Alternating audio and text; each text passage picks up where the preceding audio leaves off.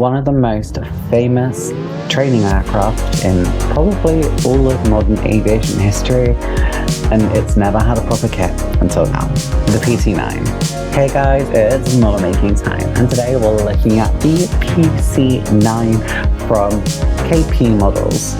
Now, this is a kit that has been much anticipated by, I think, a lot of the community, and it's definitely one that I have wanted for a very, very long time, and I'm excited by. I actually had a PC-7 or 9 kit a very long time ago, a limited run kit that I just never got around to building, and then after like 2 houses, I didn't have it anymore. And wow, I'm so excited that I'm actually going to be able to build this now. Especially because I saw the PC-9s of the Silver Swallow display team from Ireland perform at the Royal International Air Institute a few years ago, celebrating 100 years, and it's just, oh, I'm so excited.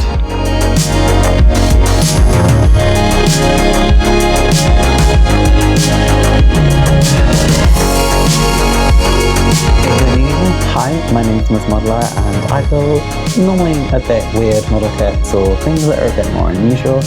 And well, welcome to my channel, and if you're returning, also welcome back. Make sure you're subscribed to the channel to be kept up to date with the latest and greatest videos, and if you want to support the channel a bit more, you can also become a channel member, which really does help out the channel. Make sure you leave a comment down below as well. Were you as excited for this kit as I was? Because I know a lot of you were. Obviously, in this video, we're going to be having a look at the history of the PC-9 itself, and we'll kind of have a look at the history of the kit. We'll then go into a full unboxing review before we go into the construction and finishing of this kit. Right then, first of all, let's get into the history of the PC-9. The Pilatus PC-9 is a single-engined turboprop aircraft that first took to the skies in 1984. This was the successor to the, well, previously mentioned by me, PC-7. Now, Pilatus had already established themselves as one of the world leaders in training aircraft with the PC-7, and the PC-9 was expected to be an even more successful follow-up. This was going to be used for lead-in fighter training and, I guess, general flight training as well, and that's the role it has filled. Obviously, it's been more recently followed up by the PC-21, but I would argue the PC-9 is probably still the most famous of Pilatus's aircraft, having seen service all around the world. As a robust trainer, it was powered by a Pratt & Whitney Canada PT-6A-62 turboprop engine, and it had a top speed of around 368 miles per hour, or 593 kilometers an hour. It's kind of sexy and sleek design really makes it stand out from the competition. And I guess one of the most well-known in the UK and Brazil, I guess, competitors was things like the Embraer Tucano or Super Tucano as well. This was the era of replacing jet aircraft with turboprops, and it's something Pilatus have managed to be very successful in.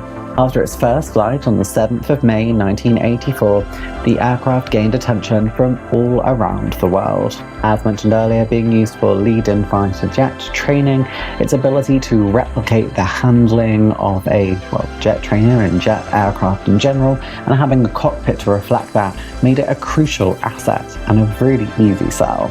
And over the years, the aircraft has been used by air forces all around the world.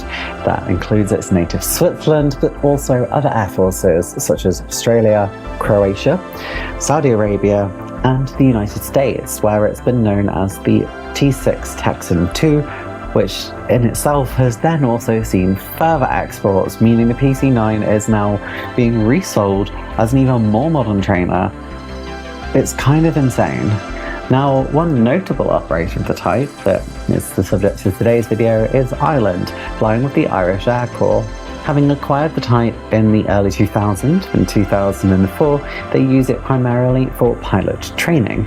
More recently, in 2022, the type became a star of the skies in Ireland when it replaced the mount of the Silver Swallows display team, which originally flew Fuga Magisters, which I was lucky enough to see in 1997, and I was thrilled to see this follow-up in 2022, celebrating 100 years of the Irish Air Corps. If you want to see more of that, make sure you can go and check out my video from Riet that year, because they were magical, and I'm really hyped to be able to build them today. Despite its well-known history, the PC-9 has been very limited when it comes to scale modelling.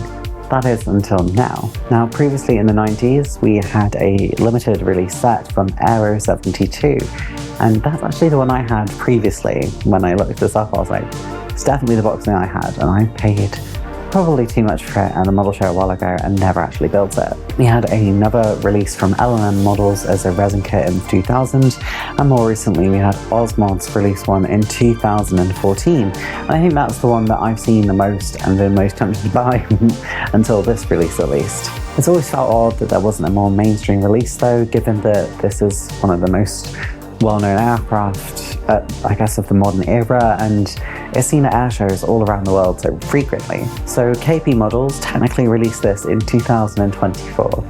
I can say quite certainly that I think most people have only really seen this in 2025 though. And that's quite common though for KP to not make it outside of their own country until a bit later though. Or I guess off continental Europe at least. So maybe a lot of you have already had this and built it. The thing that I love about this is they released it with two display teams originally. They released it with the Silver Swallows display team, although it's not really advertised as that, but it's the Irish Air Corps with their 100th anniversary scheme. And they also released it with Krylia Iluje, which is the Wings of Storm, the Croatian display team, which I was very lucky to see at Fairford one year as well. Now, of course, there are other schemes that you can build. There are 4 boxings overall, and you can build lots of different schemes from the Cypriot sort of air guard. You can also build one from Oman. You can also build a Slovenian scheme, and well, there's many more that you can build too. I think the biggest thing for me on this one is a shout out to Carlos Alonso, who did the box art for the Krylia Iluje, because it is perhaps my favourite box art of any model kit I've probably ever seen. Like, it's just simply fantastic. You did a really good job of portraying an air show scheme. It's really, really cool. Well, I guess now that we've looked at the history and the kit tree, we need to go and have a look inside the box, and I think you'll be quite happy with this. And here we have it, the Pilatus PC-9M, the other services option from KP Models in 1/72 scale. In their kind of standard boxing, showing off some of the different markings. To be honest, for me, it's the Irish one that I really wanted, but the Mexican one is kind of cool too. Something I've never really built before. I have already considered whether or not I'm going to have another one of these, but something to notice in the box art is that, well, not all the decals are there. What I've just pointed out is the 100th anniversary markings are on the tail section, which aren't on the front box art. The sprues are really simple, and that's quite normal for KP. You'll notice there's some duplication, so like the tail fin, the vertical stabilizer, there's 2 of them, and that's because it will work for 2 different versions. Yeah, that's so normal for KP. I remember doing a BF-109, like the Czech built one, the Avia, and that had like 3 props, so this is at least not as bad as that. But you do need to make sure you pay attention to the instructions to make sure you are going to build the right version. The parts are really nicely moulded, and the detail on them is fine. Is it absolutely stellar? No, but this is like the only plastic version of this kit that's easily accessible, and I would say is not just... Well, I mean, everyone says KP is kind of short run, but it's not really. If anything, I guess it's kind of medium run. They're well made, and bar the lack of location pins, overall I would say everything about this kit is just fine. There's nothing really wrong with it. It just looks great. Now, the transparent part is again absolutely fine, and I'm probably going to try and use looks like glass. Now, I've had mixed success with looks like glass, so use at your own risk. The decals, however, I think are really nice, and KP decals have come a long way. I found these to be quite good, but I did end up actually having one of them, well, it didn't really last, and I had to buy another model just for another decal, which was a shame. Now that we've seen inside the box, you can see this kit is quite nicely produced. The PC-9 is a standard affair from KP, featuring no real markings on the... The PC-9 is like a lot of KP kits. You're going to have to refer to the instructions to know which part is numbered which, but it's a relatively low part count. As with a lot of other KP kits, it also features the parts for multiple variants of the aircraft, so make sure you are using the right one. I'm not even too sure if I ended up doing that. I think I did though. Well, I guess it's easier to show rather than tell you, so let's go and have a look at the building of the PC-9 for the Irish Decal Silver Swallows display team. Construction of this kit starts like almost any other I do, and that's me just popping the wings together. Just using some standard hand-made glue, I'm just going to assemble the wings so that I can get on with the rest of the model.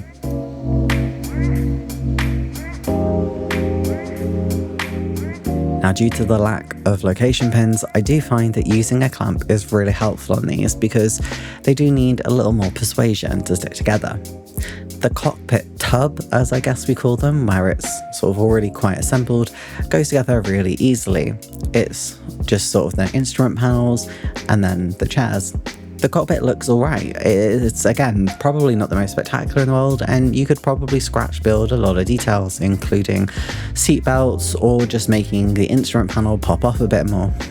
I opted for, I don't know, I guess doable and acceptable. I wanted to enjoy making it, but I don't love going into super loads of detail, at least at this scale in a cockpit. My tweezers came in very handy though to make sure I could get everything sitting really nicely. Now, I will say, dry fitting is absolutely essential when it comes to a KP model kit, and well, that's in part due to the lack of locating pins, and it means it's really hard to get an absolutely solid fit. It does happen, but it takes a bit more trial and error than it would if this was a traditional kit from, say, Airfix, Revell, Italeri, all of that jazz. I used a lot of tape to make sure everything stayed together, and, well, I'll be honest, the thing I found really hard with this was getting the fuselage to stick really nicely to the wing. Now, obviously I was just sort of testing it all together, and then I not glued it together until I painted the inside. I used just some photos online to try and get the right colour, which seems to be this sort of light grey. I kind of just went for it, and then again just used pictures online to try and get the seats the right colour. I'm sure they're probably not, and I'm not even sure if I ended up painting the entire plane the right colour, but I just sort of tried to vibe it out and get as close as I could to the right one. Obviously some black detailing is needed in the cockpit as well, and well, it ends up looking relatively okay.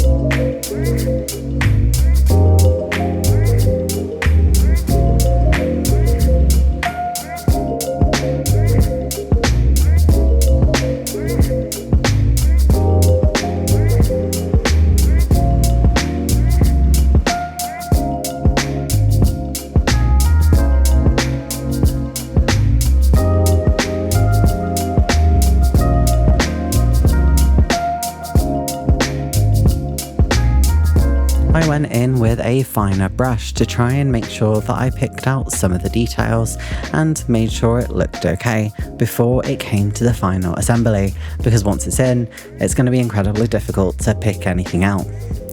Now, I use a lot of glue with this, and I use Revell. I find Revell's glue to be really easy to apply due to the applicator. I've always preferred this over a brush applicator, and I find that you get a lot of working time, but it sets really quite quickly at the same time somehow. Like, if you keep moving it, you're fine.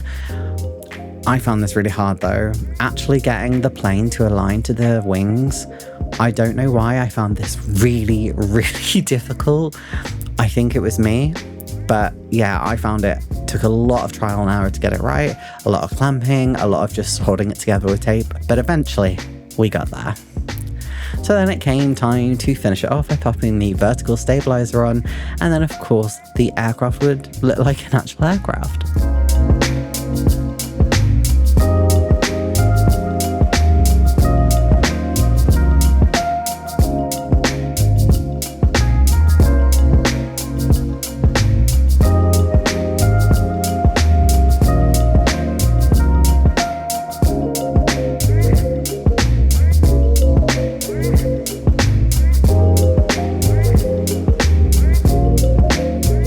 Look how much difference that makes. It suddenly just looks like a PC-9. And if you're anything like me, you're shocked how much the tail sticks out the back. I just did not realise how far this stuck out the back. Now, this being one of my projects, I magnetised the prop, and I'm glad I did this because I did a lot of DIY in this room and put some shelves up, and a lot of stuff happened whilst this project was ongoing, and it meant it did actually get knocked over a few times, so having the propeller bounce off rather than snap is a godsend, and I will always keep doing this. To do this, I bought some smaller magnets this time to make sure they fit really nicely. I super glued it into the nose of the propeller, or the cone should I say. The propeller in this instance, you do need to put on all of the blades, which is definitely more of a challenge than I was expecting. And then I put a corresponding magnet inside of the sort of the nose section. This was relatively difficult to make sure I got it in the exact right place, but once it was in there really nicely, it gave me a really solid connection. It also adds a tiny bit of weight to the front, which is also really helpful because, yeah, we're gonna need to do that. I didn't record it, but I ended up having to put a fair bit of weight into the front, and I sort of popped it sort of through the cockpit using the liquid gravity, and it ended up being absolutely fine. But yeah, I wish I had done that first because it would have made it a lot easier.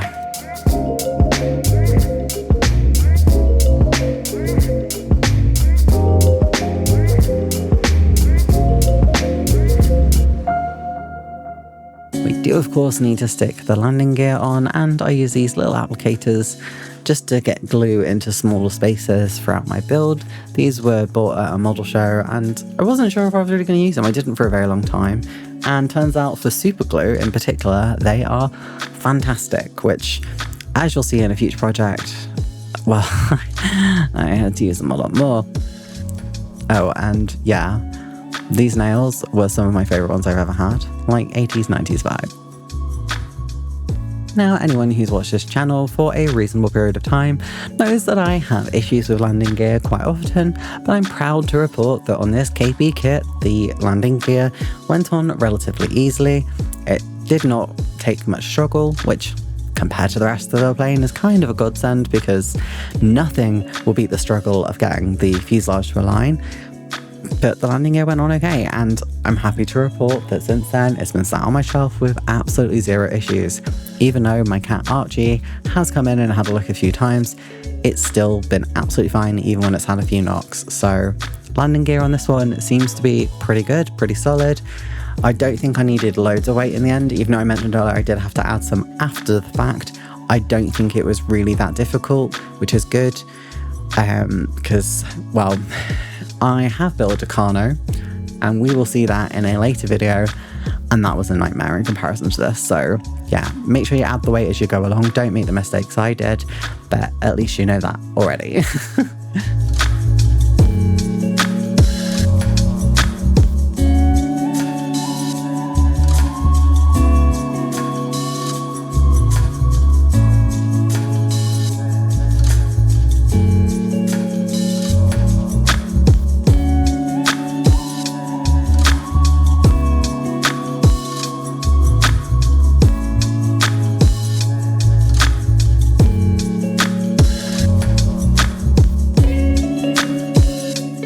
Then it was kind of a case of just letting it dry, letting it chill and do its thing, because we needed to get this bad boy painted. And of course, the first thing we're going to need to do, once it's all dried and no longer a risk of, you know, falling apart, we're going to need to prime it. Now, I'm using exclusively life colours throughout all of my building, and you can also see that I've not really done anything for the canopy, which, yeah, that was brave of me. I ended up priming this with Panzer Grey and then going over with the various different greys that I decided to use for this aircraft. I went on Scalemates and basically looked at what colours it should be, and then did a lot of Google searching to look at different pictures and basically getting up like the paint samples from different websites and seeing whether or not it was the right one.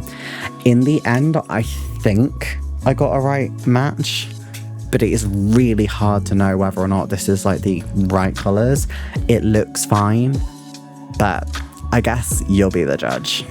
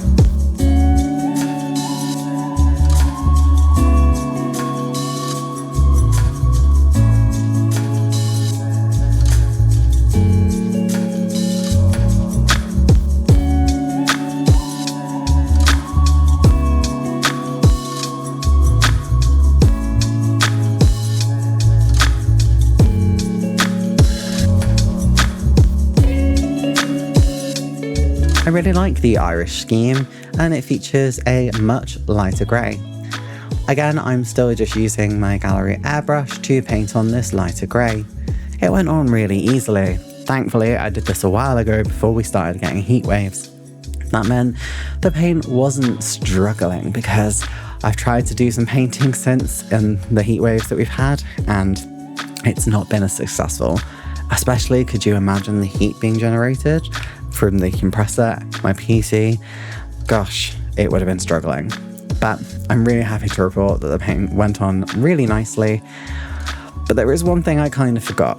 There are going to be orange tips on this, and well, they end up looking really good actually. I'm quite happy with how they turned out, but I didn't really think about that at the time. I probably should have done those first and then masked them, and it would have given me a much more level feel to the aircraft. What you can find if you have to paint something over the top of it, and especially with vibrant colours like yellow or orange, you have to do multiple layers, and that can sometimes give you a different, well, you can visibly see that there's layers on there, even if you try and stick to really thin layers, because you have to build up that colour. So in hindsight, I probably would have done that before I did any of this. Well, obviously after the priming, but I would have done it, masked it up, and then proceeded with the light grey. But in the end, I think this ended up looking okay. I was just really careful to try and make sure I got, the paint the right consistency throughout. So you can see I've sort of just wiped that bit off because it just didn't seem to go on quite right. But overall, I didn't really have any issues with this. It was just painted really nicely.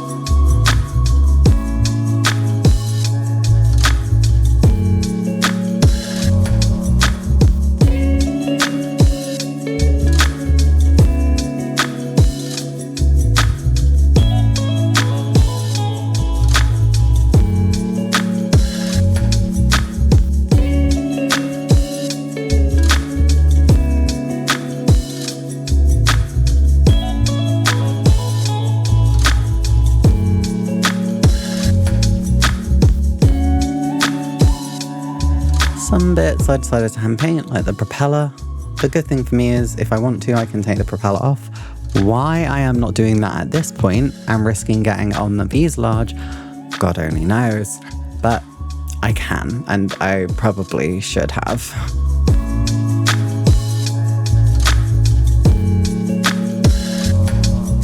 The underside of the aircraft is a slightly different colour, and it's not super noticeable, but it is a lighter grey.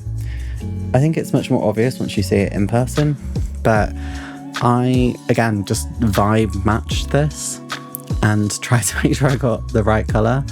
I think it ends up looking really nice. It's kind of a sky blue, and I think I ended up actually using a paint I already had, but I'd ordered it again. But yeah, this is just kind of a sky blue colour. It's really nice.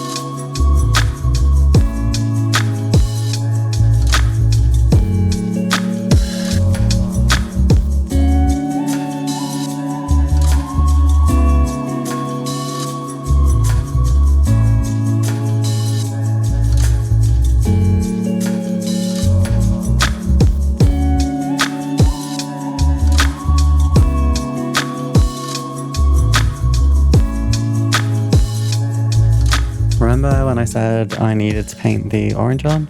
Well, it's not orange, it's red, and I don't know why I thought it would be orange. I think it's because I'm thinking of the Silver Swallows one, but it has sort of red on the edges of the sort of rear surfaces and on the wings, and it, you know, its life colour's red. I'm very familiar with this paint, it went on really nicely.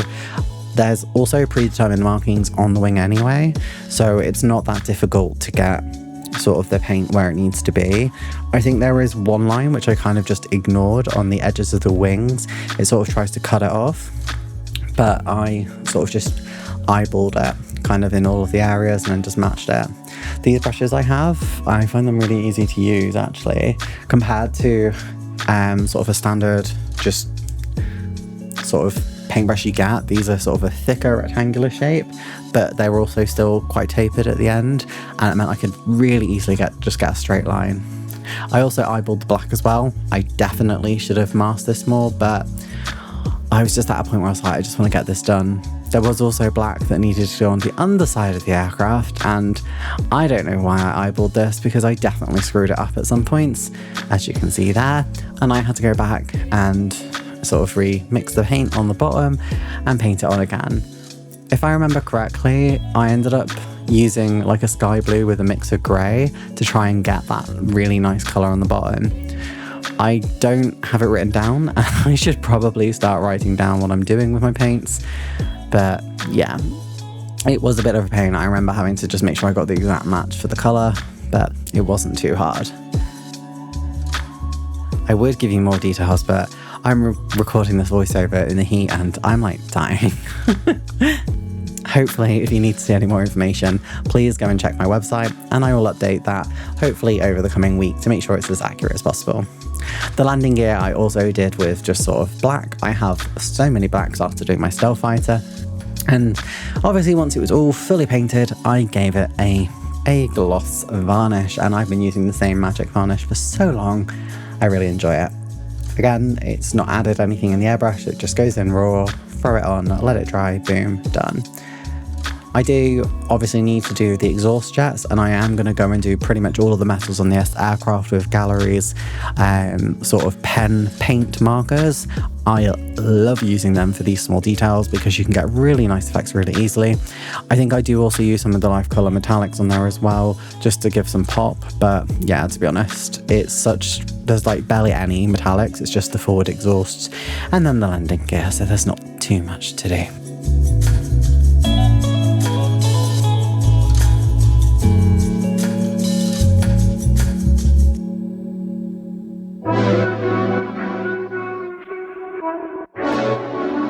Decals.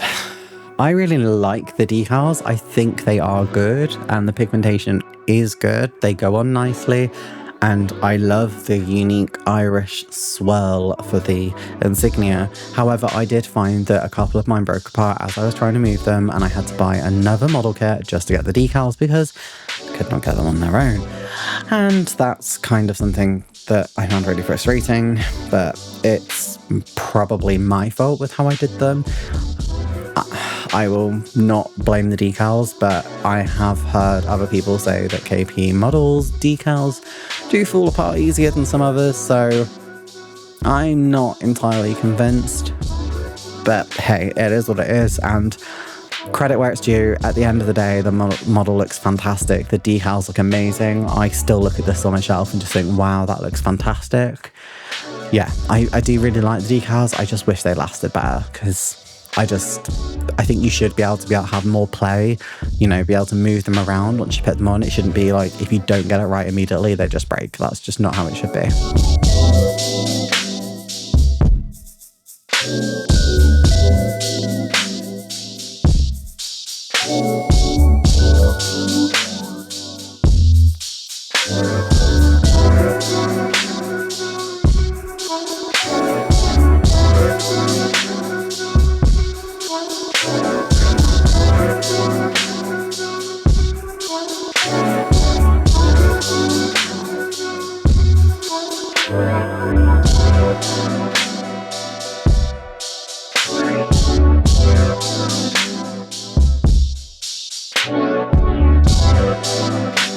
You can see me applying it on the side here.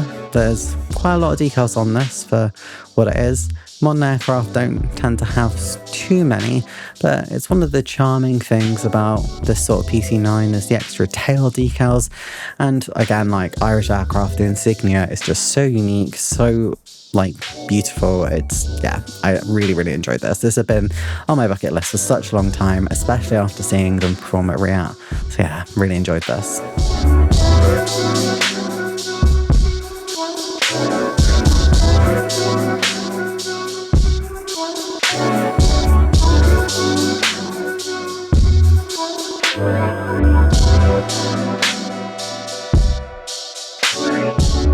The placement of this one, the tail decal, is the hardest bit, and I just really wanted to make sure I got it right.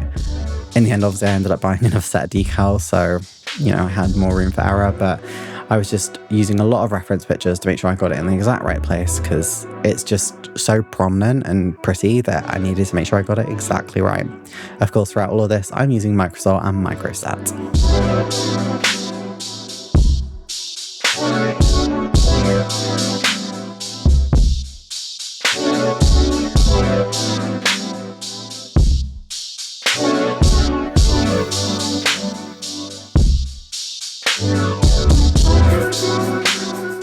There are, of course, a lot of small decals like this, and I'm going to be honest, I used my camera to zoom in as much as I could to try and even understand which way around the triangle went, and I couldn't work it out. Even looking on the box art, I found it really difficult, so I hope I got them right, but I don't really know.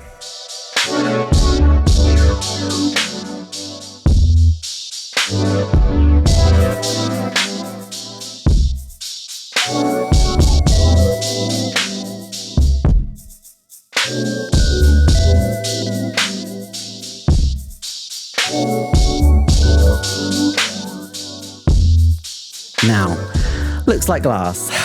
I used that on this and then messed it up, because if you get the paint in the wrong place and then try and use the old method I normally use, which is like a stick or something to peel it off, you will then start peeling off the looks like glass. So you have to be really, really careful. I ended up using a second canopy on mine because I had it spare, and I was like, I'm just going to try an experiment. And yeah, it turns out you need to be really careful, which is fine. Like, I've had a lot of success with looks like glass, but it is much more difficult, in my opinion, than just painting straight onto the canopy and calling it a day. But you do get a really high gloss shine.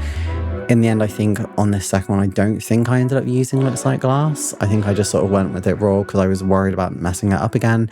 However, I did experiment afterwards with both this and a Typhoon canopy, and have got to a point where I can sand them fully down, remove all of the paint, and then use looks like glass to make it look new again. So, there's a lot you could do.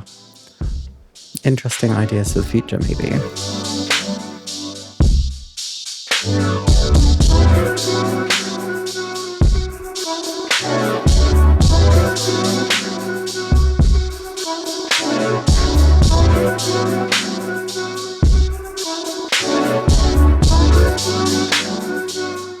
yeah, for once I actually clamped the canopy on. I just used some kitchen roll to try not to damage it.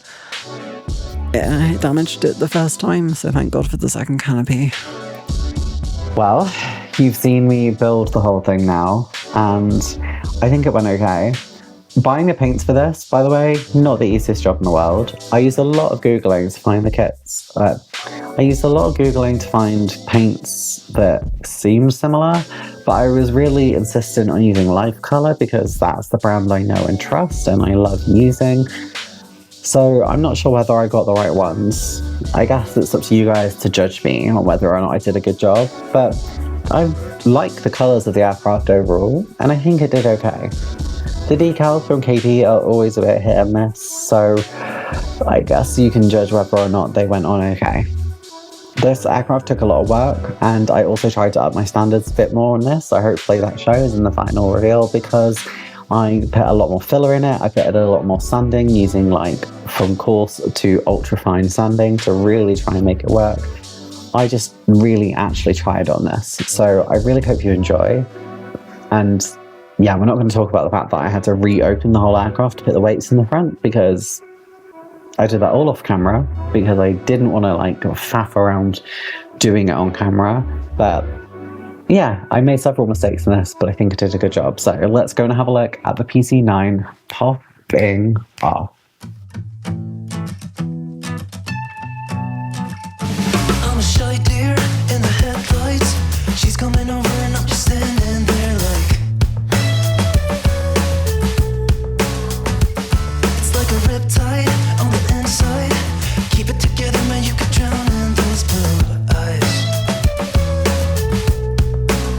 She said, hey you, isn't it funny how we always seem to meet at every place in town? Yeah, I must be lucky. I'll reply, you can't take me high. Maybe I just wanna see ya. I'll go anywhere if you be there. Feels like I can fly. Think I'm gonna break the ceiling. I just wanna keep this feeling. You can't take me.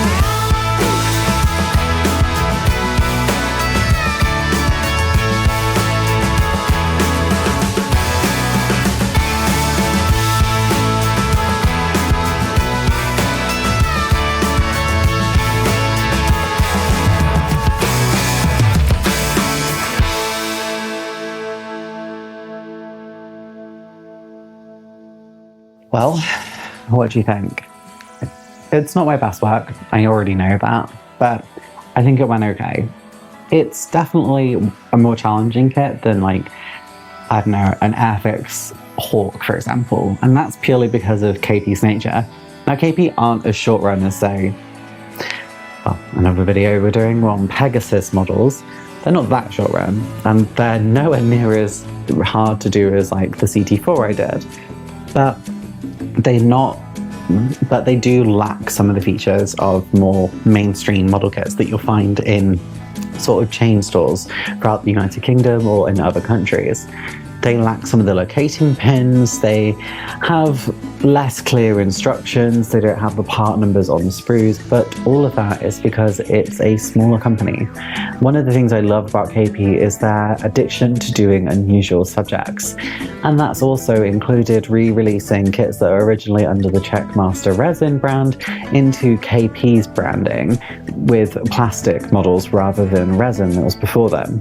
Though I'm still waiting on them to release a muck trainer in that sort of style, because I built the resin version of that and I would love to build fictional versions of it in other countries' service, but am I doing another resin kit just to do that? Either way, I think this kit is really good.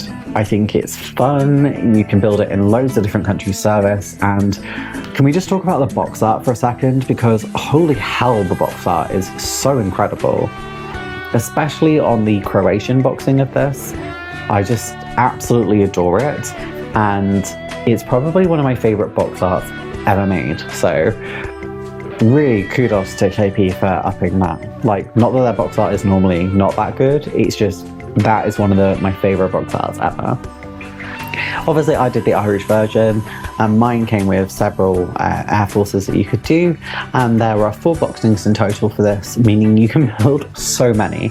There's also aftermarket kits or decal sets available for this, and because the PC-9 has been released previously, there's already ones released for other brands as well, which if you watch my Fuga Magister from this year that I did, the German one, you can definitely use different companies' decals on a different model kit.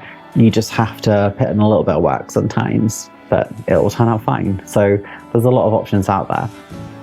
As for whether you should buy or fly this kit, I definitely think this is worth the buy. It's not very expensive, and well, it's available kind of everywhere. KB kits tend to come in waves though, so make sure you pick one up whilst you can, especially if there's a particular version you want to build, because they quite often go in and out of stock. The kit itself is really easy to put together, and you can put in as much work as you want. You don't have to do all the filing and sanding and filling. You can just build the kit, paint it, and that's it, it's done. Obviously, all your experiences are going to vary depending on your skill level, but I would say even if you're a newer modeler, don't let this put you off. The main thing is just to have the instructions really clearly next to you so you can see which part is which, and just take your time. This is a fun kit. I really enjoyed it, and I'm excited to see all the different schemes we're going to see of the PC-9 now, because there's so much that we're going to see, especially like special schemes. Like the Greeks have done a really interesting one for their solo display team. It's just so exciting. So, I think that does it for today, so thank you so much for being here. Make sure you're subscribed to the channel to stay up to date on my latest videos, and if you haven't done so already, leave a comment down below letting me know if you're going to build this kit. Also, if you want to support the channel a bit more, make sure to become a channel member. It really helps support the channel, it helps me buy supplies and buy kits like this. But if you're an advanced level member, you also get shouted out at the end of each video. If you want to join the lovely community of model makers as well, you can join the Discord, the link is in the description down below, and it's a forum style, so you can discuss your latest builds, your finished projects. It's just a really friendly community. Thank you so much for being here, guys, and I'll see you in the next one. Bye! Thank you so much to all of my channel members. You help make these videos possible. This is one of the last videos in my old style. Thank you to my advanced kit level members especially, and that includes Son of a Gun, Baz P, Bob and Genevieve Albridge, David Barber, Taggers365, Jeff Stioramas, Crazy Locha, Mouse Hand, Gavin Blackburn, Marcus Cranfield, Bobby G, Giles Parker, Daffy Duck and Explosive Water. And a big shout out to the 2 longest time advanced kit level members, Crazy Locha and Explosive Water. Thank you all for helping make this channel possible, especially for the support recently. It really does mean the world to me.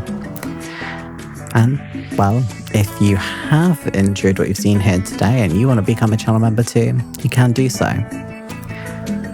You can also check out my other videos and make sure to subscribe to the channel too to be kept up to date with the latest and greatest videos. See you later, guys. Bye!